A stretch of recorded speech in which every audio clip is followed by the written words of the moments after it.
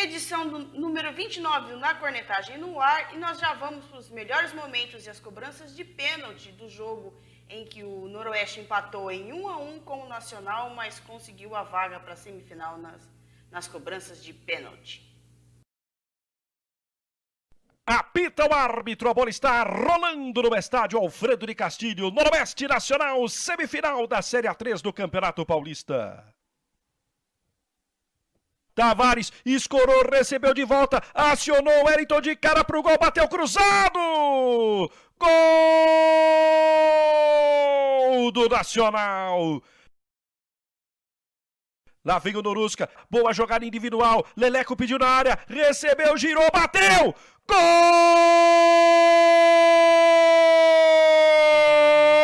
Leleco! É do Norusca! Leleco em grande lance individual, empata a partida no Alfredão aos 3 minutos do segundo tempo.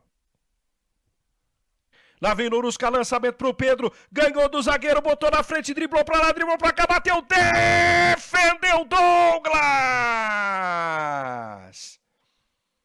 Cruzamento, Douglas tirou no tapinha de Nilton de cabeça pra fora! Igor Pimenta bateu, guardou! Matheus Teta na bola, bateu! Defendeu Pablo! Leleco lá dentro, 2-0 pro Noroeste. Vem pra cobrança nacional, o Wellington tá na pressão nacional, pé direito, gol do Nacional, 2-1 para o Norusca. Carlinhos, autorizado, pé direito, quase o goleiro pegou, ele entrou, é gol do Norusca, 3-1. Vem Nacional para a cobrança, diminui, bateu bem. Yamada, na bola, pé direito, gol do Noroeste, 4-2. Mais uma cobrança para o Nacional, se perder já era. Vem para a batida. Perna esquerda, gol do Nacional. Guilherme Dias, 4-3. Guilherme Teixeira, gol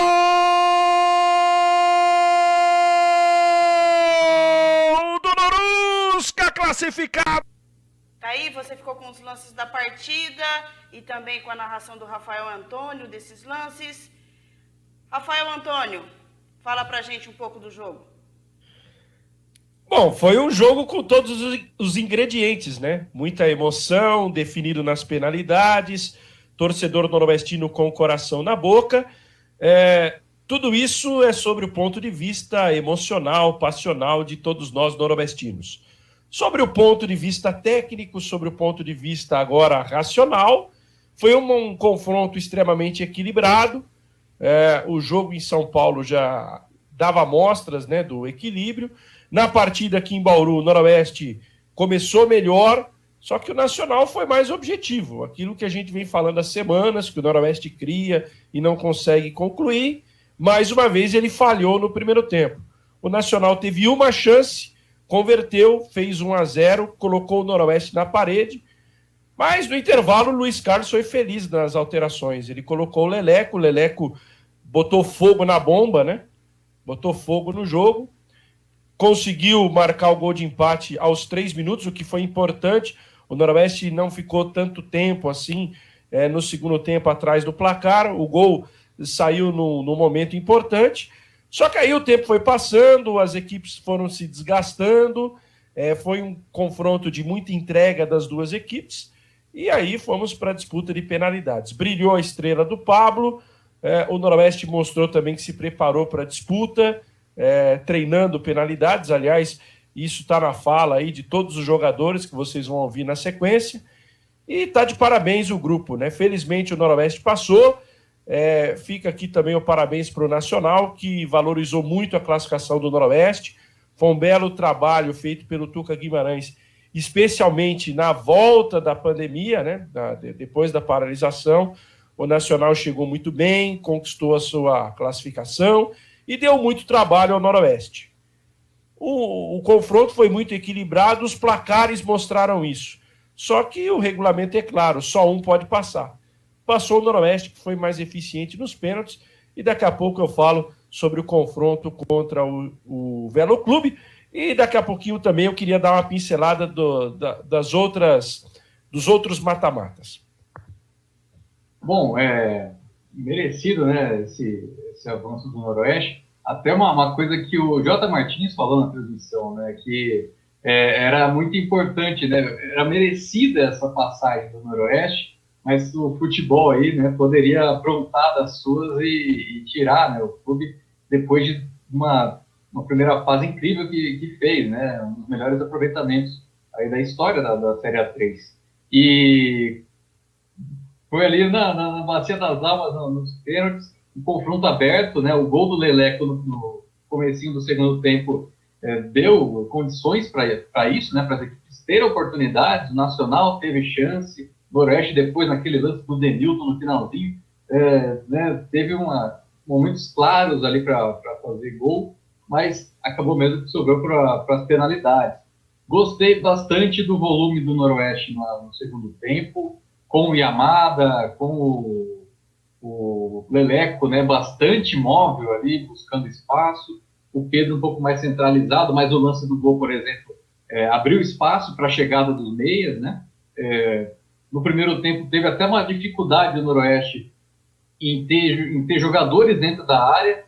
Tinha sempre ali, ou era o Fidel ou era o Pedro, né, dentro da área, o Richarlison jogando mais aberto.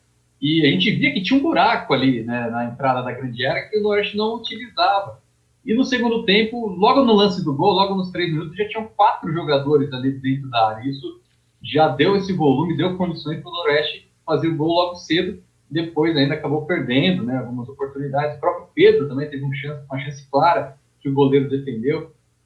Mas felizmente para o Noroeste aí acabou essa classificação vindo para enfrentar o Velo Clube, e depois a gente fala um pouco mais sobre ele. É legal a gente chamar a atenção também para a atuação do Yamada, né? Por mais que o Leleco tenha sido ali o nome mais proeminente, né, que tenha colocado fogo na partida e tudo mais, mas o Yamada, a gente já dizia aqui, ele estava com problemas de confiança, ele ficou fora das partidas ali na primeira fase ainda pós-pandemia, e ele jogou bem mais seguro nessa partida, inclusive bateu o pênalti, né? Ele foi um dos que bateu o pênalti ele foi a terceira, quarta cobrança, se não me engano, não me recordo a ordem exatamente, mas ele acertou e depois ele caiu em lágrimas no final do jogo, né? Todo mundo foi apoiar o Yamada após a classificação, e isso mostra também que o Noroeste pode ter ganho, por que não, né? Um reforço para as próximas fases. Afinal, o Yamada estava ali realmente com alguns problemas, e tudo indica que psicológicos antes dessa quarta de final. Vamos ver se agora, jogando bem contra o Nacional, fazendo gol de pênalti na disputa, vamos ver se agora ele volta ao que era antes da parada, né? Porque é um jogador fundamental no elenco do time. O Yamada, 100%, é titular absoluto do time, né? O jogador que tem que jogar como titular. Vamos aguardar a sequência da semana. Ele não jogou, evidentemente, os 90 minutos no sábado, nem 45, né? Ele entrou no transcorrer da segunda etapa. É claro que a volta tem que ser gradual, até para que não queime. De repente, coloca o jogador aí para jogar 90 minutos, ele volte a sentir a contusão, se abale e aí não possa mais ser útil ao grupo. Acho que a volta tem que ser gradual, mas o Luiz, para mim, ganha algumas dores de cabeça. O Leleco, pelo que vem entrando bem, já está merecendo a vaga do Fidel. O Fidel que começou muito bem na sua chegada, mas eu não sei se foi por conta do esquema de jogo do Nacional, que o neutralizou muito bem. Nos 2 jogos do mata-mata contra o Nacional, o Fidel não foi bem. O Leleco, ao contrário, entrou muito bem nas 2 partidas. Vamos às falas dos jogadores? Então vamos lá, a gente vai ouvir o Leleco, o Guilherme Teixeira e o Richarlison. Falaram dessa classificação após a partida. Que a gente impôs nosso ritmo desde o início. Eles chegaram, acho que uma vez no primeiro tempo, foram felizes, fizeram o gol. A gente criou inúmeras oportunidades, graças a Deus entrei bem. conseguir fazer o gol do empate. Acho que é isso, a gente focou, a gente não deixou em nenhum momento o resultado atrás atingir a gente de alguma forma. Pelo contrário, entramos no segundo tempo com a mesma vontade, até melhor, e conseguimos, graças a Deus, empatar e ter a vitória nos pênaltis. O professor treina bastante pênalti com a gente desde o início do campeonato. E ali, quem batesse, acho que estaria confiante. Tanto é que foi 100% as cobranças. Espero que a gente não precise mais das penalidades. A gente sabia que ia ser um jogo difícil. Eles iam vir aqui pelo contra-ataque, né? E o primeiro tempo foi isso, deu certo, porque eles tiveram uma bola só em direção ao nosso gol e fizeram o gol. Então ficou mais difícil a partida. Mas a gente tem a confiança total no nosso elenco, né? A gente tem a cabeça muito boa, então a gente conseguimos empatar com o Leleco, né? E no jogo, nos 90, a gente não conseguiu virar, mas ressaltar também que a gente vinha treinando bastante pênalti, então a gente estava preparado, né? No momento a gente se desesperou e o resultado está aí. A gente converteu todos os pênaltis, né? E saiu com a classificação. O Nacional também trabalhou, o Nacional se dedicou, mas o que esse grupo tem feito, a gente consegue mensurar que a gente só pode colher coisa boa, né? Então, muito obrigado, eu tenho que agradecer a todo mundo, né? A esse grupo que tem acolhido cada pessoa passou por uma necessidade diferente, por uma ocasião diferente, né? Carlinhos vindo de uma contusão, Yamada vindo de outra contusão, o próprio França que saiu de última hora, o John que não consegue voltar, então assim, isso é a força do grupo. Então assim, eu fico muito contente de estar fazendo parte desse grupo e de hoje podendo representar eles aqui, né, através dessa vitória, desse resultado positivo, que a gente conseguiu dar mais um passo, né, um passo importante para que a gente possa alcançar o nosso objetivo maior. A gente sabe que a próxima etapa não será fácil, mas a gente tem feito de tudo mesmo, para que a gente possa buscar esse objetivo maior que é o acesso. Ouvimos os personagens dessa classificação e sobre os confrontos agora de semifinal, o que vocês pensam? Quais os times mais fortes dessas semifinais? Bom, rapidinho, sobre as falas aí dos entrevistados, em resumo, valorização do grupo, aquele discurso, né, até emocionado, entusiasmado pela classificação. Enfim, uma etapa cumprida. Oi, Fábio. Dentro dessas falas, né, do pessoal, essa do Richarlison é até interessante a gente pensar que no ano passado, né, quando o time acabou caindo, né, nas quartas de final, o Richarlison foi a pessoa chamada, né, para falar em nome do grupo, né, para a imprensa, e ficou, né, naquele momento, depois, né, do discurso tradicional de quando eliminado, que poderia ser a última presença do Richarlison com a camisa do Noroeste. E isso mostrou, né, posteriormente, que não era, né? Ele falou que ele tinha até proposta de outros lugares naquele momento. E agora, né, com ele de volta, tendo a possibilidade de fazer um outro discurso, né? Um discurso que o time avançou para a próxima fase. Muito legal.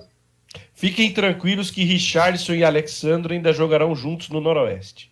Não sei se vai ser o ano que vem, mas jogarão juntos. Olha, pela idade, idade tem que ser ano que vem.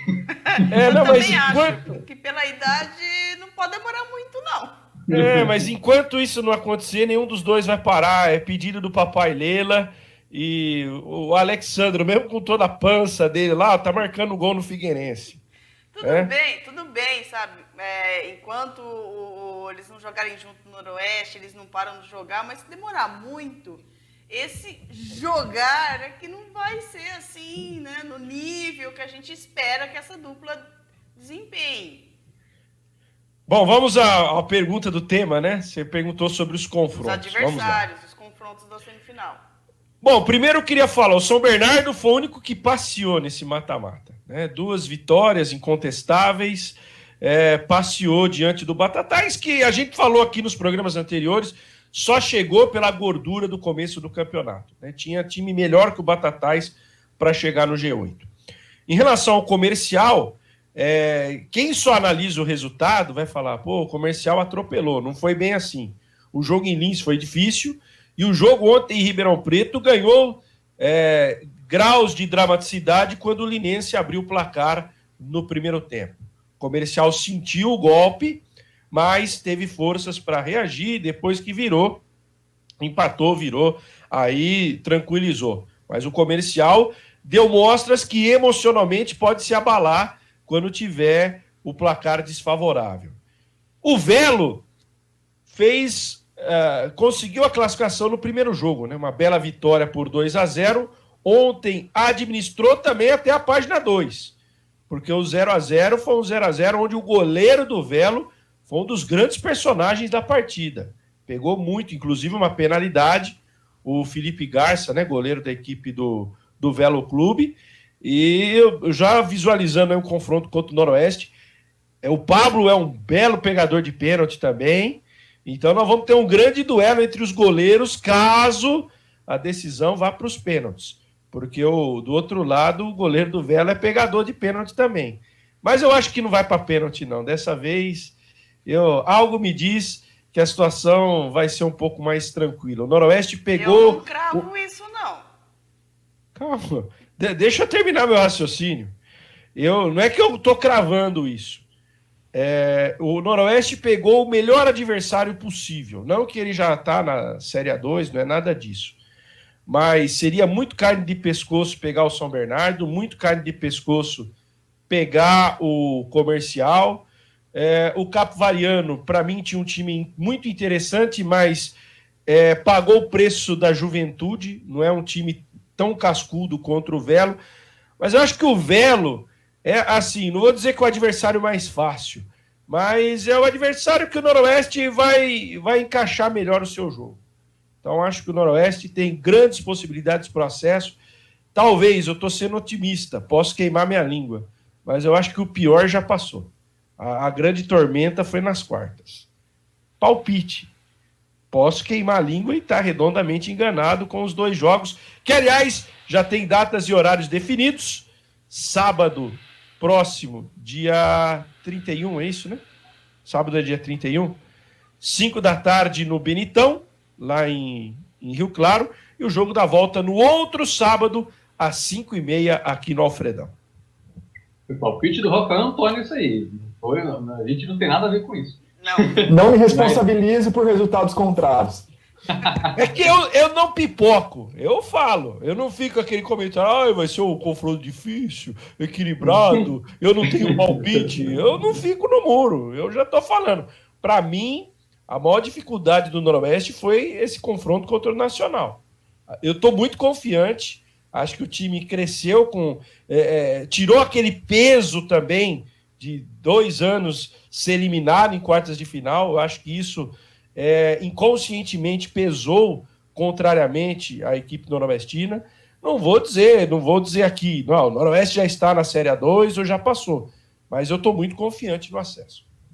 O ponto é justamente esse, né? Eu acho que até você acha que o pior já passou, mais por conta do Noroeste do que pela comparação nacional Velo Clube.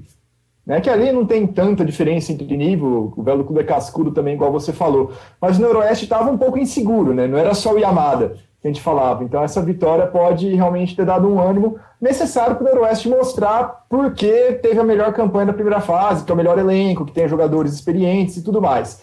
Até porque a final é agora, né, depois se eventualmente passar do Velo Clube, aí, se quiser tomar 8-0 na ida, 10-0 na volta do Comercial ou do São Bernardo, aí que se exploda. Né? O que importa é o acesso. O título da Série A3, infelizmente, não vale muita coisa. O que importa é agora contra o Velo. Pois é, né? A final é na semi, né? Na Série A3. E o Nacional, de fato, vinha em uma melhor retrospecto, né, recente, em comparação ao Velo, mas tem duas questões, né, com relação ao Velo. Uma é que eles já, né, tiveram no ano passado um fracasso que foi grande para eles. Terminou invicto na primeira fase da Série A3, chegou ali enfrentando o 8º colocado, que era o Osasco Audax, e foi eliminado, né? E isso marcou também lá no Velo Clube. Tem alguns remanescentes, né, do time na temporada passada, o Janilson, que é lateral esquerdo, o Neander, volante experiente, o Eurico, que é meia. Então, eles têm essa memória aí e estão fazendo de tudo para fazer diferente esse ano. E outra questão é que a defesa, principalmente defensivamente, o Velo tem bastante experiência, né, com relação a acesso a jogadores de rodagem, né, no futebol. Eu peguei até um pouco aqui do time que jogou contra o Capivariano. A dupla de zaga, o Diogo, que é um dos zagueiros, ele tem 3 acessos na carreira, 2 pelo Campeonato Mineiro e 1 da Bezinha. O Léo Turbo tem um acesso também da segunda divisão mineira. O Paranhos, volante, tem 2 acessos pelo mesmo time do Diogo, né, o Coimbra, lá em Minas Gerais, além desses 3 jogadores de experiência do Velo da temporada passada. Então, aí eu te faço uma pergunta. Pega o Noroeste também, o currículo. Quantos acessos nossos jogadores têm também? Sim. Isso vai ser interessante de ver. São 2 times com essa experiência.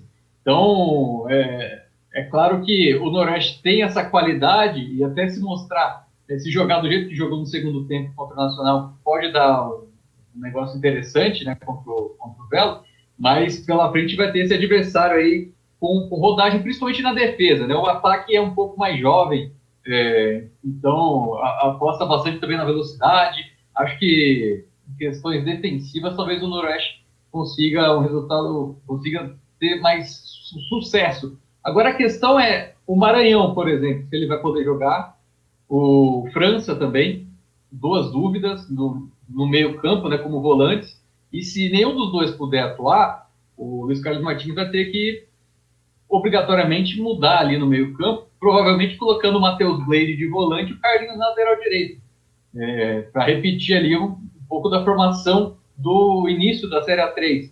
Então, de um jeito ou de outro ali, pelo menos, eu acho que o Maranhão não volta, né? Do jeito que ele saiu contra o Nacional, né, sentindo ali o adutor, uma lesão muscular ali, acho que vai ser difícil dele voltar até para o restante da Série A3, se tiver final, por exemplo. Então, vai ter pelo menos uma mudança na equipe do Noroeste. A minha preocupação é de que esse jogo não vai ser tão fácil assim, tão tranquilo, mais tranquilo do que o Nacional. Porque o Noroeste ele tem alguns problemas, mesmo contra o Nacional, esse segundo jogo contra o Nacional, mesmo o Leleco entrando bem, eu acho que ainda falta aquele finalizador. Aquele cara que apareceu a oportunidade, ele guarda. No Noroeste não tem esse cara. O Leleco pode estar bem, pode estar fazendo seus gols, mas algumas peças ali que teoricamente teriam que fazer essa função não estão fazendo. Fica dependendo só do Leleco. E se ele não tiver num dia bom? Então eu não vejo com tanta tranquilidade assim esse jogo com o Velo, não. Noroeste tem outras armas, não é só o Leleco. Noroeste tem, por exemplo, a bola parada, que é muito forte, onde a sua dupla de zaga, Jean-Pierre, principalmente o Guilherme Teixeira, tem um ótimo aproveitamento no campeonato. O Noroeste tem um jogador chamado Richarlison, que nessa hora pode fazer a diferença, principalmente no quesito finalização. Está faltando o Richarlison chutar mais. Então, eu acho que o Noroeste tem suas armas, sim. Eu não disse aqui em nenhum momento que vai ser molezinha, não é isso. Mas eu acho, é um feeling, posso errar, evidentemente, mas de quem acompanha há muitos anos Noroeste e divisões de acesso. Eu acho que a maior tormenta o Noroeste passou no sábado. O maior risco do Noroeste ser eliminado, na minha visão, foi sábado pelo Nacional. Não que ele não possa ser eliminado pelo Velo. É um jogo de 180 minutos, pode ter uma falha individual, algo que aconteça, que o Noroeste perca o jogo e depois não consiga reverter. Enfim, isso tá dentro do script do futebol. Mas vendo como tem sido o trabalho desse grupo, toda a circunstância, a atmosfera do campeonato, eu acho que chegou a vez do Noroeste. Com todo respeito ao Velo, o Fábio colocou muito bem que eles estão vacinados do ano passado, mas a situação era diferente. Na verdade, o Velo do ano passado era o Noroeste esse ano. Time que sobrou na primeira fase e que em 10 minutos viu a Canoa naufragar numa quartas de final para o Audax. Né? O Velo perdeu a vaga dele no ano passado em 10 minutos. Em 10 minutos de bobeira, em falhas individuais, onde o Audax aproveitou e eliminou o Velo.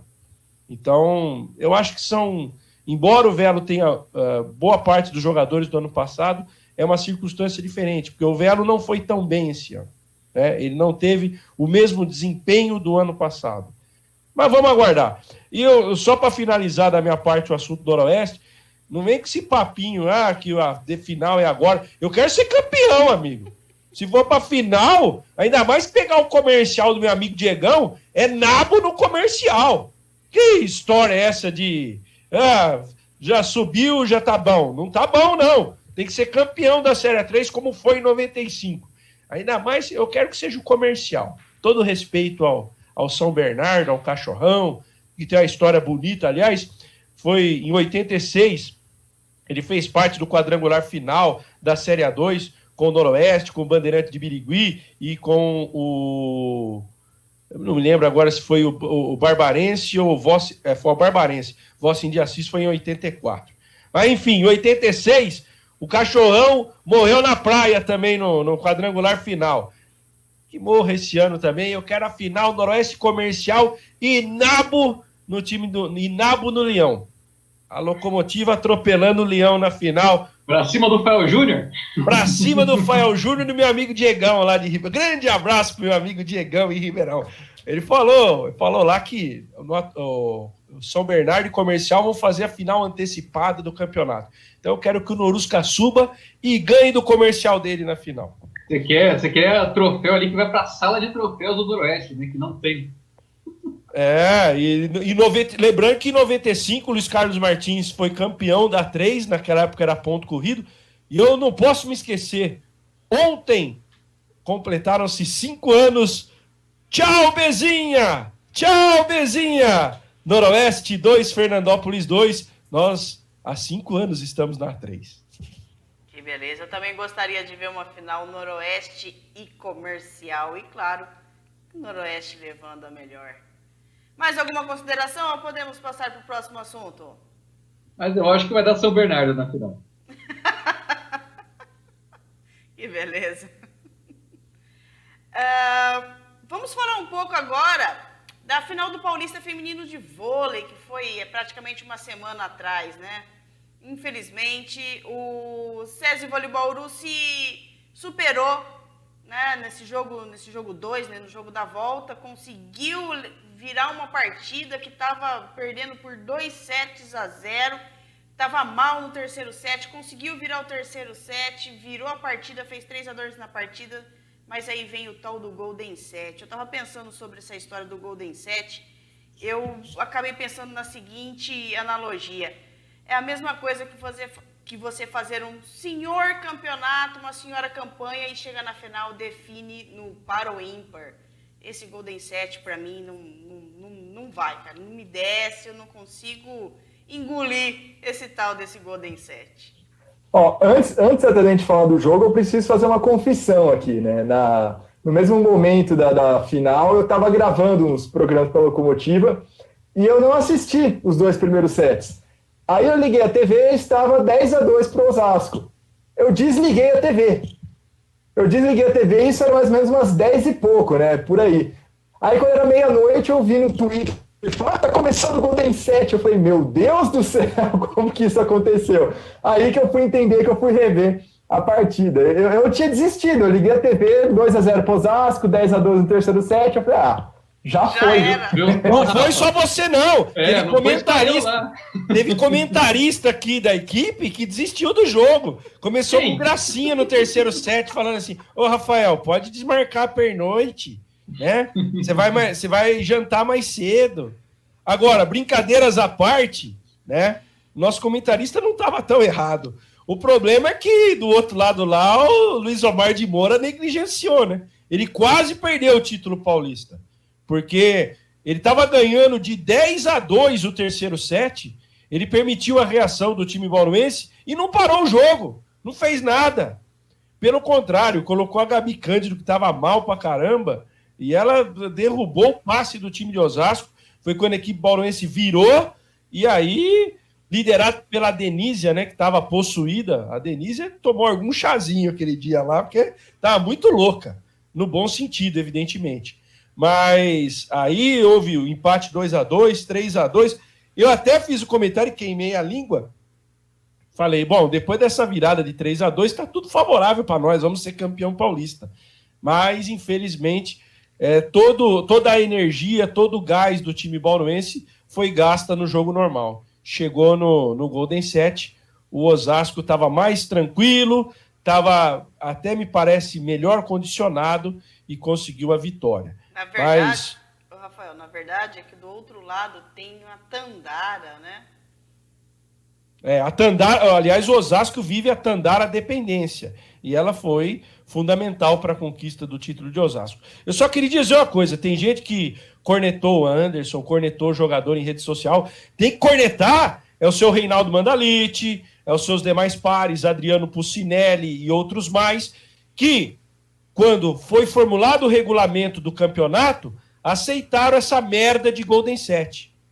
Aceitaram essa porcaria de Golden 7. Eles são os responsáveis pela perda do título do SESI Vôlei Bauru. Porque no dia da assinatura do regulamento, aceitaram essa porcaria, esse regulamento esdrúxulo que faz com que um campeonato, uma final, seja decidida num set de 25 pontos. E não venham com esse papo furado de que não tem espaço no calendário, o calendário está apertado. Me poupe, né? Poderia muito bem se jogar no outro dia ou até 2 dias depois em Bauru, porque as equipes já estão há uma semana sem jogar. Vão voltar a jogar agora quinta-feira. Então haveria tempo sim no calendário. Essa história de calendário é conversa para boi dormir. Então, a culpa do SESI Vôlei Bauru ter perdido o título não é do Anderson, não é das jogadoras, não é da torcida. É da nossa diretoria, que foi omissa e aceitou essa porcaria de regulamento. Golden 7 disputado 1h da manhã, né? Teve até isso, né? A grade do Sport TV, né? Começando o jogo às 9h30. Sabendo que tem a possibilidade do Golden 7, né? Permitiram com que a 1h da manhã, né? Quando atleta, inclusive, o atleta dorme cedo, né? Em tese, né? Vamos falar assim. Mas o atleta tem o seu hábito, né? Também. Não está acostumado a jogar 1h da manhã. E ainda teve que fazer o jogo na madrugada. Então, também, esse horário esdrúxulo, né, novamente aparecendo. E até o Golden 7 tirou o brilho que foi essa vitória do SESI Vôlei Bauru, essa recuperação. O time perdendo por 10-2, claro, teve um pouco, né, um pouco não, muito da ajuda do Luiz Omar e de Osasco, que permitiu essa reação, mas foi o milagre que precisava acontecer, né? Eu até falava da transmissão, o time precisa de um milagre, né? E aconteceu, né? A partir da Denise ali, crescendo no jogo, o bloqueio funcionando, sacando muito bem, e o time bauruense cresceu, virou e ganhou o jogo. Precisa ter isso em mente, né? O torcedor bauruense, principalmente. O time ganhou o jogo de virada por 3-2. Foi uma grande recuperação. O Golden 7 foi algo extra, né, que não deveria ter acontecido. Eu acho que não seria nem tão uma decisão no par ou ímpar, né, mas seria, por exemplo, no futebol ali, você pensar um terceiro jogo com 15 minutos. Muito pouco, né, para você avaliar. É um peso muito grande, né, para um set só. É um set que vale um jogo. É muito complicado isso para as atletas mesmo. Tem até atleta experiente que já falou isso, né? Que sentiu mais pressionada num Golden 7 do que numa final olímpica. Então, é muita pressão pro Golden 7 e, de fato, né, a culpa é de quem aceita isso, né? Quem assina para ter essa aberração, né, na competição. Eu cheguei a ouvir até de um comentarista da TV, que tem os direitos de transmissão, de que caberia um terceiro jogo que não precisaria ser definido no Golden Set. Puxa vida, né? Se até o pessoal que trabalha lá fala, enxerga isso, imagina quem tá aqui, né? Assistindo o jogo, querendo um terceiro jogo. E a gente sabe que a gente sabe que é a Globo que manda, né? Então, se ela quisesse mesmo ter o terceiro jogo, ia ter. Mas também, né? Falar na transmissão é uma coisa, outra coisa é você agir. Assinar o regulamento. Não, a gente está falando isso agora, não é baseado nesse jogo, né? Em outros programas a gente já falava disso, em outras transmissões da jornada em temporadas anteriores na Superliga com possibilidade de terceiro set, já se falava isso. Vou até mais longe. Antes da final do Mundial de Basquete, Bauru e Real Madrid, que era ali em 2 jogos, também falava isso. Esportes que tem, principalmente basquete e vôlei, que tem como característica essa pontuação muito alta, né? Vôlei para ganhar você tem que fazer ali pelo menos 75 pontos. Basquete, você faz ali uma cesta, vale muito menos que um gol, né? Proporcionalmente falando, comparando com o futebol. Fazer decisões dessas modalidades em 2 jogos é uma aberração. É uma aberração. Isso não existe. Isso não existe. A Superliga também adota esse Golden Set, que é horrível, é péssimo, a meu ver. É só ver no basquete, por exemplo, como prorrogar uma série dá mais emoção também, dá mais audiência e tudo mais. E além de ser muito mais justo, a meu ver, né? As equipes faturam mais. Em vez dos caras aprender com coisa que funciona, que é NBA, que é 7 jogos, aqui até pouco tempo a gente tinha no basquete aquela final esdrúxula de jogo único. Entendeu? Então, pelo menos nisso, o basquete evoluiu. Tá na hora do vôlei evoluir. E eu quero antecipar meu troféu cornetagem da semana. Vai também para a diretoria do SESI Vôlei Bauru, que implantou a torcida VIP na decisão da última terça-feira. Foram quantos? 40, Fábio? Você contou? Contando com do SESI Vôlei Bauru e do Osasco, 40. Porque também tinha do Osasco, né? Veio o pessoal aí correligionário do candidato, né? Do prefeito de Osasco. Então é isso. Eu acho o seguinte, cara, se for para continuar essa palhaçada de entrar VIP, amigo do fulano de tal, amigo do dirigente, amigo do O dirigente, né? O dirigente que tá lá só para assistir o jogo, não tem função nenhuma, não tá trabalhando, tá assistindo o jogo. Eu acho que se é para só as pessoas que trabalham estar no ginásio, é só quem trabalha, o dirigente não tem que estar lá. Agora, se deixa entrar o dirigente, libera pra torcida. Eu acho que nós estamos vivendo uma hipocrisia desgraçada, entendeu? Já que virou essa palhaçada, que está podendo entrar o amigo do dirigente, então vamos abrir para a torcida. Já que aqui em Bauru tem jogo do Noroeste, fica todo mundo aglomerado na Sangue Rubro. Ontem em Ribeirão Preto, todo mundo lá fora do estádio aglomerado. Então é melhor abrir. Deixa o torcedor entrar no estádio e assistir o jogo. Pelo menos dentro do estádio fica mais espalhado, né? Então, precisamos tomar decisão em relação a isso. Vai poder ter público ou não vai? Porque fica essa palhaçada, não vai ter público. Mas aí, cada time mocosa lá, 5, 10 pessoas, e os caras ficam torcendo, fazendo pressão. Se bem que nem para isso a nossa torcida VIP prestou, né? É uma torcidinha apática. Se fosse para colocar torcedor lá dentro, colocasse as gigantes do vôlei. Que, aliás, estava do lado de fora do ginásio, querendo entrar, querendo torcer. Então é o seguinte, cara, eu tô meio radical nisso aí. Ninguém mais respeita a pandemia mesmo, né? As pessoas só estão usando máscara dentro dos estabelecimentos, porque no resto o cara não fica de máscara. Ele sai na rua, na calçada, ele tá com a máscara para baixo ou então tá no bolso. Eu tô mentindo? Não é isso que está acontecendo no dia a dia? Sim. A pessoa só coloca a máscara quando tem que entrar no mercado, na farmácia, no açougue, no banco, na padaria, na lotérica, porque é obrigado. Porque também se não fosse, o cara não ia pôr. Então, cara, virou esculhambação, não virou? Então libera! Libera! Ó, finais da Série 3, libera pro povão assistir no estádio. É mais legal. É mais legal. Final do vôlei, agora vai ter a final do basquete, libera. Libera, vamos parar com essa palhaçada, com essa hipocrisia. Já que vai ficar lá fora mesmo aglomerado, ou então vai dar preferência para os patrocinadores e amiguinhos dos dirigentes, libera para todo mundo. Na ausência de fiscalização, né, que acaba gerando... Essas são duas coisas diferentes, né, a meu ver. Esse descumprimento dos amigos, né, os amigos do rei, digamos assim, dentro do ginásio, dos estádios, é um fator preocupante, mas eu, pensando em termos de saúde, eu me preocupo mais com a galera de fora, né, que ela está ali se reunindo loucamente, já está tendo boate em São Paulo abrindo com show, é só procurar na internet, a gente vê vídeo direto aí de show, de coisa já, mesmo assim, às vezes à margem da lei já está tudo liberado. E não tem fiscalização, né, esse que é o problema. Enquanto isso, para quem rezou quando a Itália foi o primeiro país da Europa a cair, digamos assim, né, ficou, reza pela Itália, olha só, que problema, não sei o quê. Agora lá tá pior do que no começo, quando todo mundo desesperou.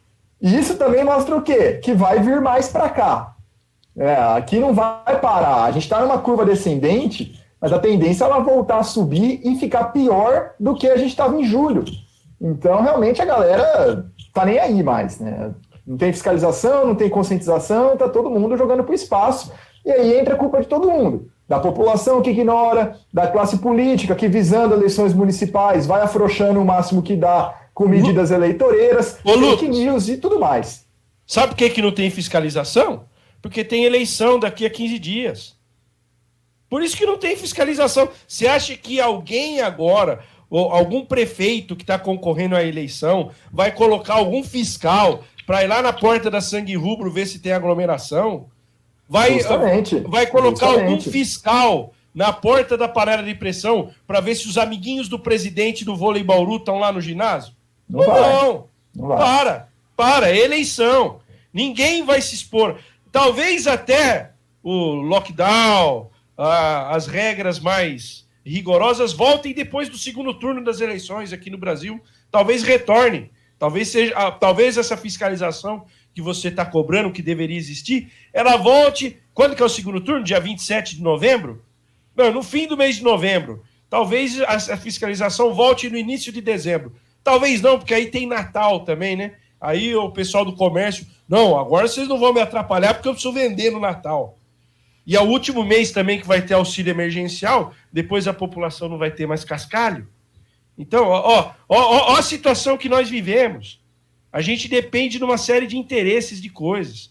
Então, cara, troféu, né, cornetagem para toda essa corja aí, para toda essa cambada que, né, não tem amor à vida, não respeita a vida, né, acha que o coronavírus é fake news, acabou, que está tudo dominado, está tudo controlado. Infelizmente, daqui a alguns meses nós vamos ter um resultado tão ou mais triste quanto nós tivemos algumas semanas atrás. Só para fechar esse assunto, antes de voltar para o esporte, realmente, para você que está ouvindo, para você que se importa também, que ainda pensa na sua saúde, nos seus próximos, a gente está vendo, né? Vai de você. Você tem que fazer o seu, você não tem que sair de casa, você tem que usar máscara o tempo inteiro e todas as outras medidas de proteção. Porque o resto, meu amigo, o resto já era. Vamos rezar por uma vacina para ver se as coisas não adianta. Inclusive já teve vacina só não adianta. Já teve político prometendo vacina em novembro, né? Sem ter nada, sem ter nenhuma comprovação de que iria ter, né? Não, e o pior é que a história da vacina agora virou briga política. Tá todo mundo querendo legislar em causa própria para ser o heróizão para 2022. Me poupe, né, gente? Essa questão da vacina. E só a vacina não adianta, né? Essa que é a questão. Precisa de todo o resto. O Brasil está esperando a vacina para liberar de vez oficialmente no preto e no branco, porque na prática já está, né? Mas está esperando a vacina para liberar de vez. E só a vacina não adianta. Só a vacina não adianta. Eu duro essa briga com a vacina, né? Porque o Ministério da Saúde anuncia que vai comprar a vacina, aí vem o presidente e fala assim, não vai ter vacina de jeito nenhum. Que é isso, né? Vamos falar de basquete?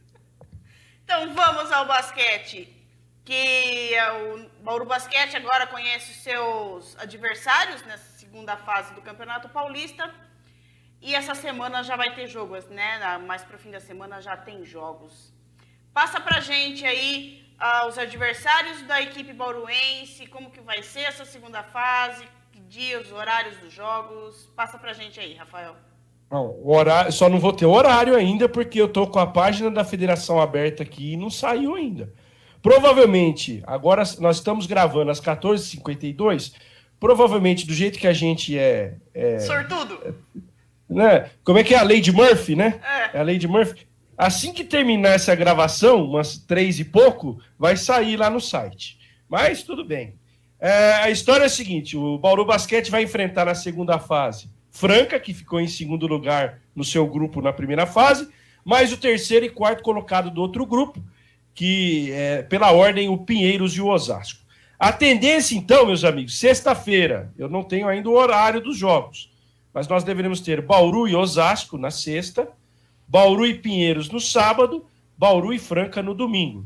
E aí, evidentemente, os demais confrontos, fazendo sempre a preliminar na parada de pressão, né? Na primeira rodada, então, Franca e Pinheiros, Bauru e Osasco, segunda rodada, Bauru e Pinheiros, Franca e Osasco, e a terceira rodada, Bauru e Franca, Osasco e Pinheiros. A tendência deve ser isso, né? Eu não posso cravar aqui, nem trazer o horário, mas os jogos serão sexta, sábado e domingo. Lembrando que os 2 primeiros passam para a fase final, que aí vai ser em sede única, com o semifinal, primeiro de uma chave pegando o segundo de outra, e vice-versa, para no outro dia apontarmos o campeão paulista.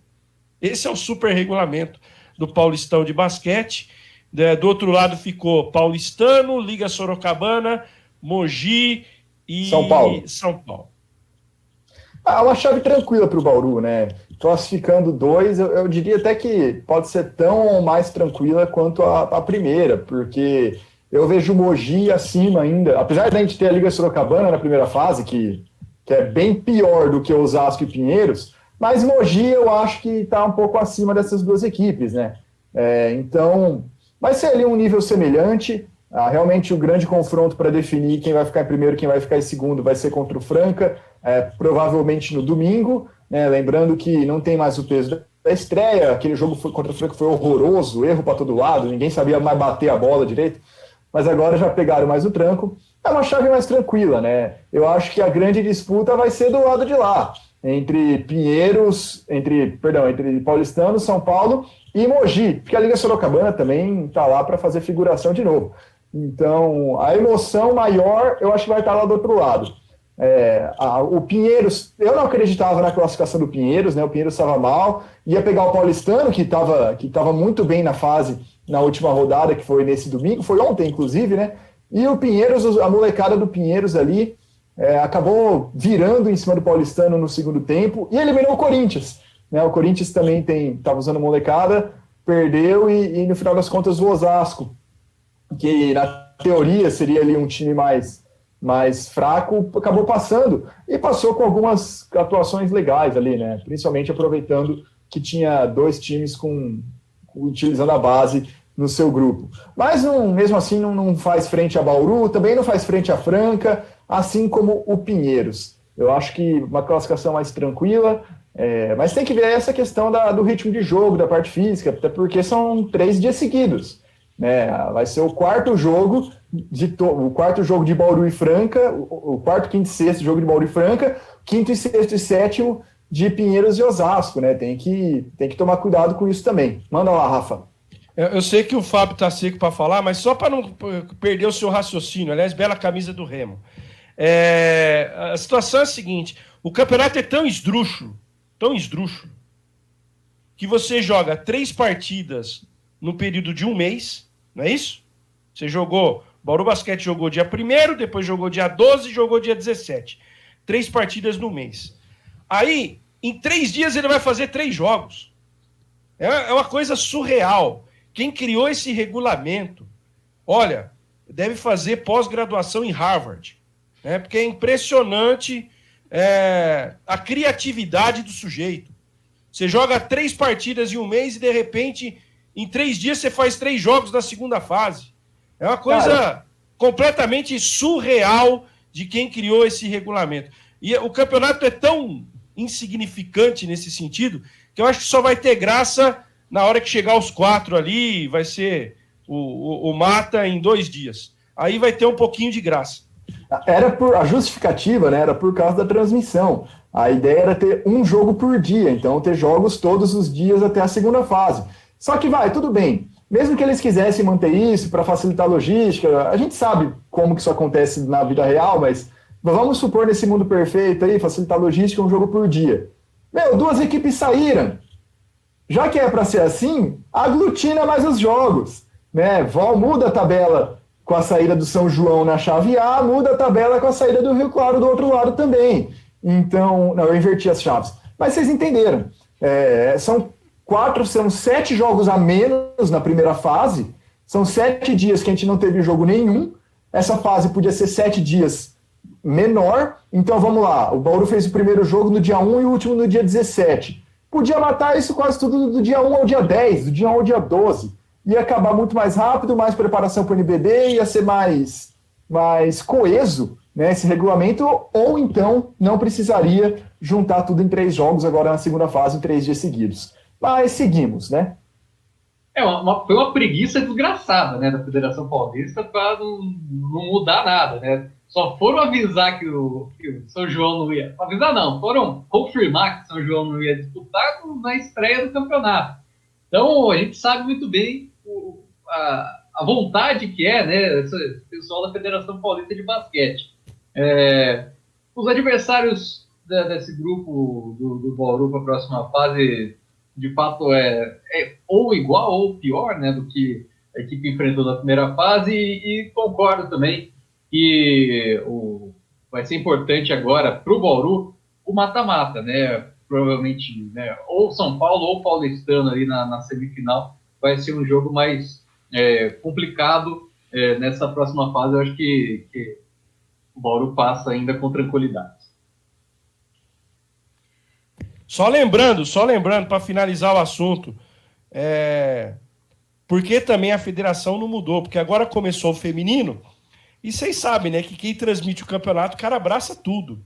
Então, no dia que não tem masculino, ele faz o jogo do feminino.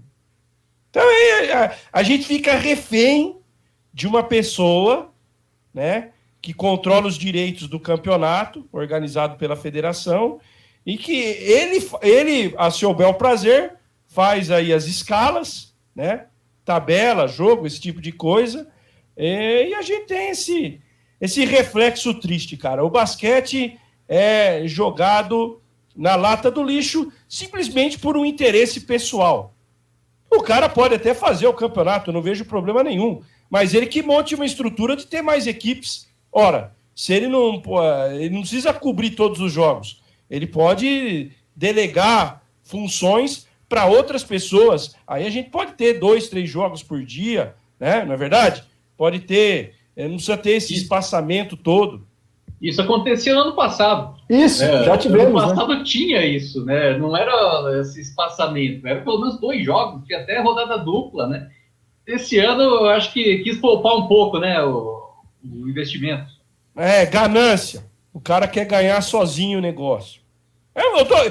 Sabe que as pessoas não gostam de mim e ficam olhando feio pra mim? Porque eu falo, cara. Porque, na verdade, eu falo. Todo mundo tem vontade de falar isso, eu falo. Eu dou nome aos bois aqui. Né? Não é só aqui na cornetagem. Em todas as mídias que eu participo, eu dou nome aos bois. Então, hoje, a situação do Campeonato Paulista de Basquete está desse jeito por conta do senhor Jota lá, né? Que transmite os jogos. Ele tem os seus interesses pessoais, é meio de vida para ele, entendeu? Ele ganha o dinheiro dele do ano todo em 2 meses, fazendo esse tipo de campeonato, de evento, e aí perde a modalidade. Eu não tenho nada contra o cara ganhar dinheiro, não é isso não. Ele tá na dele. Pior é que a federação se curvar a isso, entendeu? Esse é o problema. Ele ganhar o dinheiro, ele tá ganhando honestamente. Ele tá trabalhando, é um sujeito trabalhador, honesto, é louvável. Agora, o basquetebol, se diminuir a isso, a fazer um regulamento esdrúxulo, né? A ter uma competição esvaziada por conta desses interesses, aí o meu lamento não é para ele, é para a Federação Paulista. O programa tá pesado na cornetagem hoje, hein, pessoal? E falando um pouquinho do NBB, que também vem aí, até dando um pouco de espaço para vocês aí do Locomotiva, vocês estão preparando um material bem legal aí sobre o especial do NBB. Fala um pouquinho pra gente aí das equipes, o que vem pela frente. A gente já começamos, né? Começamos no sábado a lançar o especial, são conteúdos diários, um dia por time. Sábado foi Bauru, ontem foi Brasília, hoje é Campo Mourão, pela ordem alfabética, é isso aí. E aí, cada dia a gente solta um podcast ali de 50 minutos até 1h30. Vocês acham que a cornetagem é longo? Imagina esse mesmo tempo falando de um time.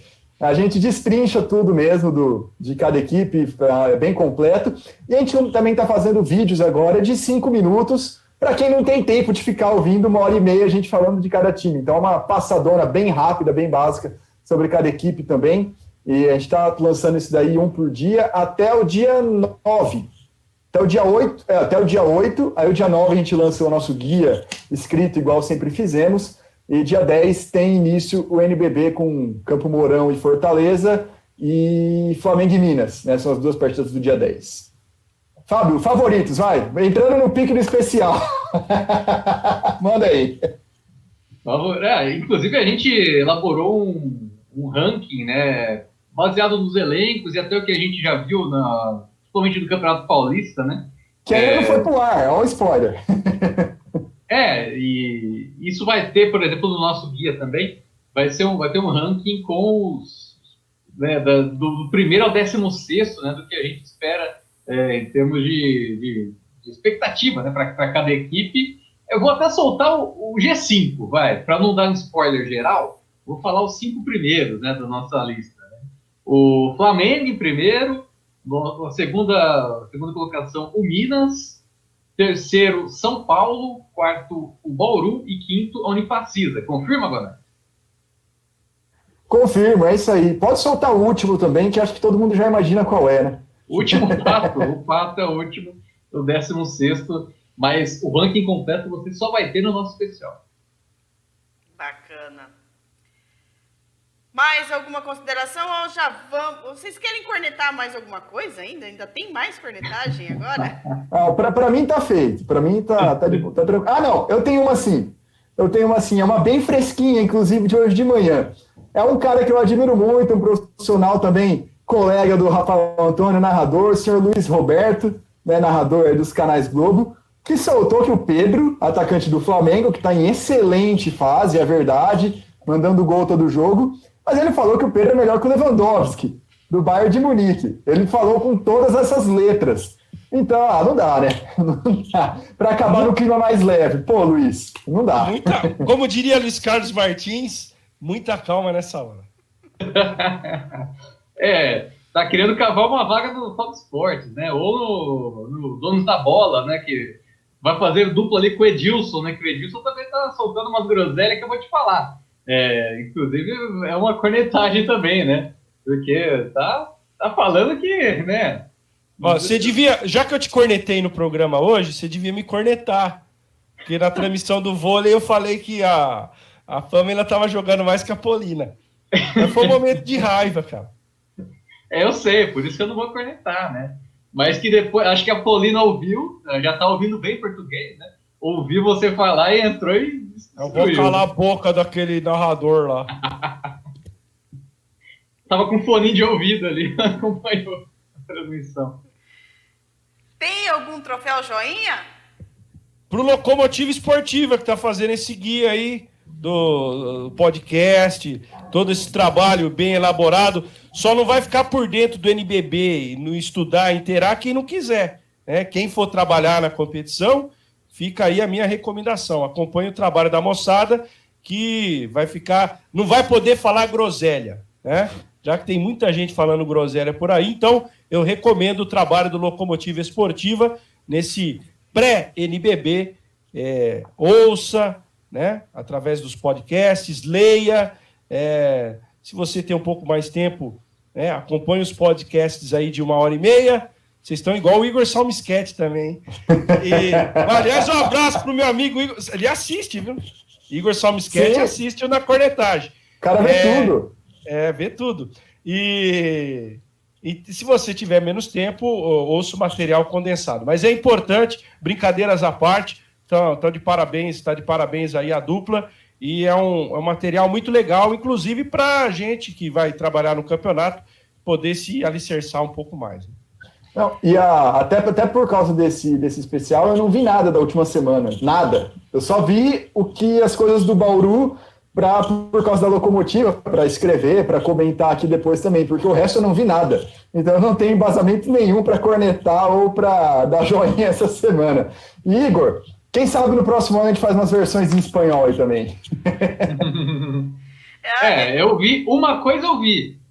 Lewis Hamilton, agora o maior vencedor da história da Fórmula 1 em GPs, e pavimentando aí o seu caminho no panteão dos grandes da Fórmula 1, do automobilismo em geral. Automobilismo que é sempre ali um espaço elitista e branco, tem agora um negro como um dos seus principais pilotos da história, para muitos já o melhor. É claro que é difícil comparar eras, né, da Fórmula 1, carros, evolução. Até porque hoje tem mais corrida, né, Fábio? Hoje tem muito mais corrida do que... Por exemplo, na época do Fangio tinha a metade das corridas do que tem hoje. Mesmo na época do Senna, do Prost, hoje aumentou muito o número de corridas. Sim. Então é que nem essa comparação do Neymar. O Neymar vai igualar o Pelé, eu acho, em termos de número de gols marcados pela seleção brasileira. Porque joga mais, né? Tem mais jogo, a seleção brasileira joga mais. Então é uma situação natural. Agora, falar que por conta disso ele vai ser maior que o Pelé é uma heresia. Não, justamente. Inclusive, o maior jogador da seleção brasileira chama Marta, né? Mas, enfim, o Lewis Hamilton merece todo o merecimento aí dessa conquista, superando o Michael Schumacher, né? Não é para qualquer um, não é qualquer um não, é só para Lewis Hamilton. Com certeza. E você falou até da... Peraí, você falou rapidão, Cris, dessa coisa do racismo e tudo mais, né? Dele ser um piloto negro que está conseguindo ser um recordista num esporte majoritariamente branco. O mesmo serve para vários outros, né? Se você pegar aí os 4 esportes mais rentáveis do mundo, os 4, 5, tirando o futebol americano, que é uma liga doméstica, que ali eles conseguem fazer um negócio absurdo. Mas o maior jogador da história do futebol é negro. A maior jogadora também. O maior jogador da história do basquete é negro, da Fórmula 1 é negro, o cara que ficou mais tempo com o cinturão do UFC também. Então, ainda tem gente que critica a manifestação em esporte nesse sentido. Pô, não dá, né? Mente para a própria história da modalidade que você acompanha. Voltando ao Hamilton, ele ainda tem muito tempo pela frente aí, com certeza ele vai bater também o número de campeonatos, né, que o Schumacher tem. Ele tem muito tempo, ainda tem muita lenha para queimar. Aí é mais polêmico. O campeonato já é outra história. Até porque, já que entramos na Fórmula 1, enquanto o Rafa vai arrumar o microfone. Ele foi embora. Foi embora, Rafael. A Fórmula 1, ela muda muito de dominância, digamos assim, a partir de cada mudança do regulamento. Tanto é que a Mercedes, quando a Mercedes voltou, ela não era grande coisa, assim. Ela ficava ali no pelotão intermediário. Ela melhorou depois que houve a mudança do regulamento e das novas possibilidades mecânicas dos carros.